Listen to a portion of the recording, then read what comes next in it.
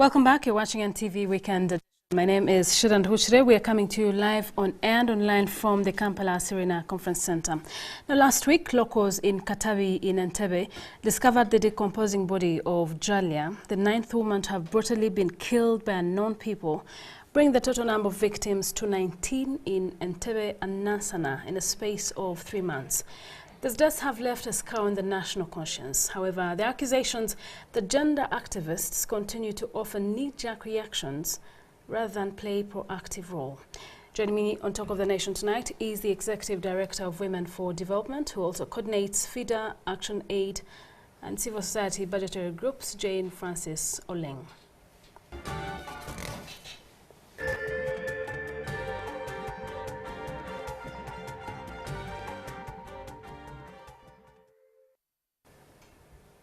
Welcome to the program, Jane. Thank you. We've been hit by the endless, senseless killings of women in Entebbe and Wakiso. What do you read into these killings? As the women, as the mothers, we are really overwhelmed, and we are asking ourselves, the 19 numbers are too many. For sure, they are too many. And we've made certain moves, one of which is we are going to be at Parliament on Tuesday. We shall be hosted by the Committee of Internal Affairs and Defense.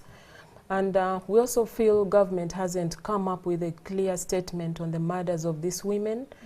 And we want to work with government as partners until the last nail is on the coffin. We want to find a way forward. We want to find an end to this killing. And we also want to know the motives behind this killing. How do you want to find how do you want to do it? Because there have been accusations, like I pointed in my intro there, that the gender activists have been very silent. Your silence has been very, very loud. And some have been thinking if this was a high-profile woman or different status, you'd be out on the street campaigning with black placards. But this has not been the case. Why is that so? Yeah, from the onset, right from the time we learned the killings were taking place, we picked up ourselves. Silently, we had some days in Entebbe. We had some conversation with the local communities, the local women. We also wanted to find out, wanted to do our own investigations. And now, that was the reason for our silence. So we began to decide that, one, we need to go to Parliament. You waited for 19 women to die to... No, this came up after the sixth woman was murdered. And we couldn't come out to speak without finding out the facts, without trying to understand how is this happening. Are they just murdering? Are they picking some body parts of these women? What are the signals in these murders? We really wanted to have some facts between us. And now that we are going to Parliament, we have many of us mixed together. We have a group of women from FIDA. We have a few from CS-Berg. We have a few from Agford. We are picking a few from Action Aid on Monday. So we can be at Parliament on Tuesday, being hosted by the Committee of Internal Affairs. What exactly do you want to tell Parliament that they've probably not had? I think we've changed our approach. We are coming on board as partners to work with government so we can find out what is it, why only women, what are the motives behind this killing. Gone are the days that we could demonstrate, walk on the streets, we could undress, we could hold posters. We feel this is too much. We feel we need to be sober enough to find a solution to this by negotiating with government. Haven't you betrayed these women of Entebbe, the low-income earners who, by your description as gender activists, you should be standing up for? Haven't you really betrayed We them? haven't. Our camping in Entebbe meant a lot. We felt we needed to do more than hurrying to talk to the government officials. We needed to be on the ground. We needed to move and visit each family. We needed to talk to the relatives of the deceased and find out where there are conflicts before. You know, we needed to come up and say, look, government, here you haven't done, there's a gap here, after talking to the families of the deceased. But now we're also trying to think, we need to work together with government and find out what are the motives. And also we are thinking government has to strengthen a lot on our security. Government has to add more money to the security. And then the locals have to really cooperate with our security organs in the country through information sharing. One thing, Sheila, for sure is that we also think the security organs have to coordinate. We expect the maximum team spirit if they have to work out this and help us to be more secured. Of course, we feel aggrieved. We've been trying to do everything we could as women. We really feel bad as well. And it's the reason we are going to be in Parliament in high number. By the way, we shall all be dressed in black. And throughout this week, if you observed, if you went to CS-Bag, you went to Feeder, you went to Ackford, you will find women dressed in black. We feel we are mourning our very own. And as women, we are not sitting, we are not giving up until we work together with government and find a solution to this killing. It must stop. Our own government has to protect us. You know, we are the special group already. Okay, now one of the target group really in this attack or in these killings are low-income earners. Most True. of them are, you know, sex workers. Yeah. Others are, you know, ordinary women trying to earn a living home but never to return. Is there a correlation between the inequality and this violence that we're seeing? What have you been establishing? At one point, when we visited the home of the late Nalule, when we spoke to the brother, we kind of thought maybe this is based on poor relations, you know, those relations between men and women. But we also discovered it wasn't. But already there's a symbol of ritual murders because most of these women, they are raped and killed and the private parts are taken off. So that symbol is good enough to show Ugandans that this has a closer relations to rituals. And if this is happening in Uganda and we say for God and my country, these perpetrators have to be hunted wherever they are and they have to explain.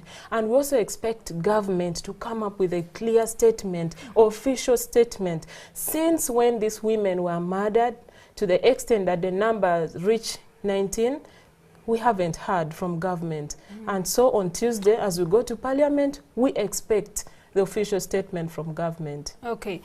What can be done in practical terms to protect these women? Because the long-term goals, there's a short-term. What's that short-term plan that you have as women or that you are calling government to do immediately to try and protect not just women in Entebbe, but women in this country?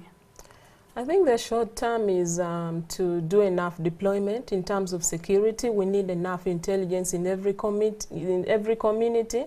And I also think we need commitment and vigilance from the police. We had the last meeting with the police yesterday, and we told them whether they are prostitutes, whether they are what category of women, they have the same blood, they matter, they are Ugandans, they are the mothers of the nation. So we need more commitment from the security organs, especially the police. And we're also organizing a national prayer. We need to hold prayers as a country. It's being organized by us, but at the end, we want everybody to participate so we can there are people watching this, and I entirely understand the prayer bit because I'm from a very Christian family. I know. But there are people watching this and wondering whether the gathering and wearing black is not just paying lip service, and you're not being very practical. At the end of the day, what is the prayer going to cost or going to help? What is the wearing of black going to help in solving these senseless killings? Right now, the prayer and maybe the dressing in black are one of our last items. But I think going to Parliament to have negotiations with government, because on that same Tuesday, we've been informed by the Committee of Internal Affairs and Defense that the Minister for Security and the IGP have been summoned. We expect to get that first-hand information, what government has done, what government is trying to do, and what they think is behind this, so we can start off from there. And I can assure you, we shall work as partners up to the end. Okay. And many of us are women's leaders. Let's stretch this conversation to the entire country, and not just the killings in Entebbe, but what you'd call the disservice or the unfairness, the unfair treatment that most women have been facing, especially related to land. Most women have been complaining, they've been undressing for for people that want to snatch their land, or want to take away their land illegally. What is your response, or what are your mechanisms towards these women? Sheila, I for one think women have got a lot of challenges.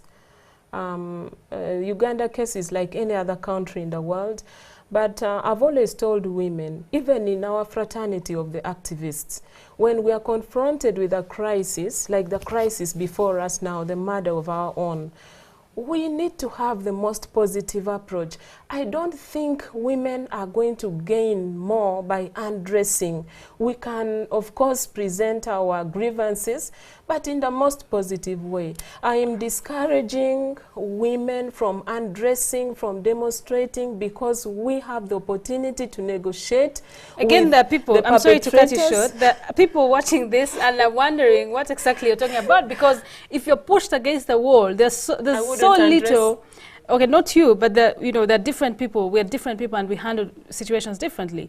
Those women will argue that they've been pushed against the wall. They've been put through the most difficult circumstances, and the only thing they have now is their dignity. They've stolen away their dignity, and so they must fight back in ways that they only know. True. I'll give an example. When we had our meeting, one of our meetings on the Entebbe killing, that was on Thursday. Many people during that meeting broke down and cried.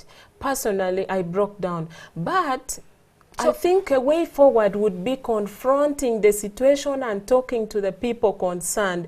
Right now, if we begin to undress... They've been talking. Women have been talking. There is much more we can do other than undressing. Our dignity is quite important. Me, I don't think I want anyone to see any other part other than what the clothes Nobody cover. would want that, but they've been pushed. I'm not advocating for undressing, but I'm only speaking for those that feel that they have they've been stretched to the limits, and they have very few options. But what I'm telling them is, it is true, we've had challenges in this country. We are still facing more challenges as women because of being women, but we have learned how to confront the authority, how to confront the responsible officers and persons. How have you learned? What methods are those that you're using to confront? Because what methods are those, if you could tell us? I think dialogue has never let us down as a country. We've had a lot of benefits from dialogue, and I strongly believe in dialogue. So women should learn how to have dialogue with the perpetrators.